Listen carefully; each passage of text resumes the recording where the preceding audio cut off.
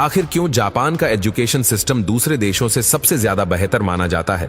ऐसा क्या है जापान के एजुकेशन सिस्टम में कि जापान टेक्नोलॉजी के मामले में सबसे आगे है? तो चलिए जानते हैं जापान की स्कूलों के बेहतरीन नियमों के बारे में।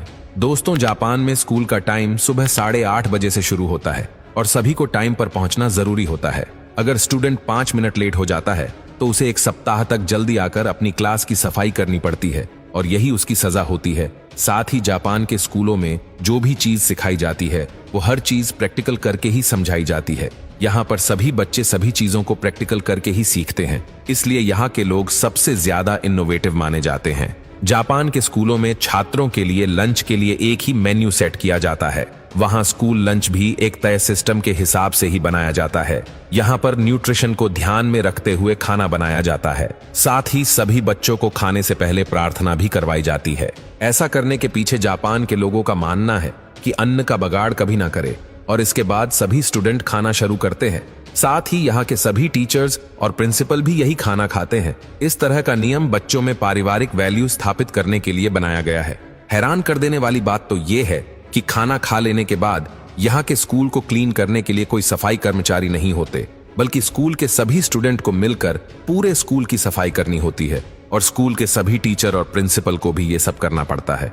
इसमें क्लास में झाड़ू लगाने से लेकर बाथरूम साफ करने तक सभी चीजों को साफ किया जाता है और इससे स्टूडेंट को साफ सफाई रखने की वैल्यू पता लगती है और यही काम को वह लोग अपना कर्म समझते हैं। साथ ही ऐसा इसलिए भी किया जाता है ताकि बच्चे बचपन से ही अपनी माँ की घर को साफ करवाने में मदद कर सके और साथ ही टीचर्स और प्रिंसिपल भी ये काम इसलिए करते हैं ताकि बच्चों को ये दिखाया जा सके कि साफ सफाई करने में कोई छोटा या बड़ा नहीं होता है। साफ सफाई करना छोटे से लेकर बड़ों तक सभी का फर्ज होता है।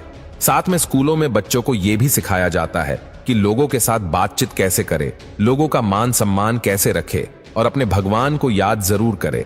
जापान में स्कूलों में ही बड़ों के सामने झुकने के लिए प्रेरित किया जाता है और ये स्कूल आते जाते वक्त करना जरूरी होता है। साथ ही जापान के सभी स्कूलों में सैटरडे और संडे छुट्टी भी रखी जाती है और सभी बच्चे सैटरडे और संडे अपने परिवार के साथ पूरा दिन अच्छे से वक्त बिताते हैं। साथ ही जापान में न्यू ईयर एक बहुत इंपॉर्टेंट त्योहार है।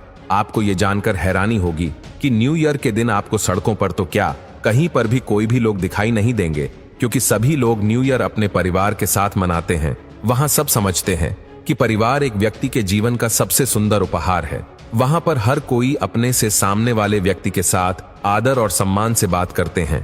वहाँ सबको अभिवादन के साथ बुलाया जाता है। ये सब इन बच्चों को स्कूल में ही सिखाया जाता है। आप जानकर हैरान रह जाएंगे कि जापान के स्कूलों में 10 साल तक कोई भी एग्जाम नहीं लिया जाता। ऐसा इसलिए किया जाता है क्योंकि जापान के स्कूलों में ज्ञान से ज्यादा सभ्यता सिखाना जरूरी समझा जाता है। वहाँ ये माना जाता है कि स्कूल के पहले कुछ साल सिर्फ बच्चे के डेवलपमेंट पर ध्यान देना चाहिए, जिससे उसके अंदर अच्छे संस्कार डाले जा सके।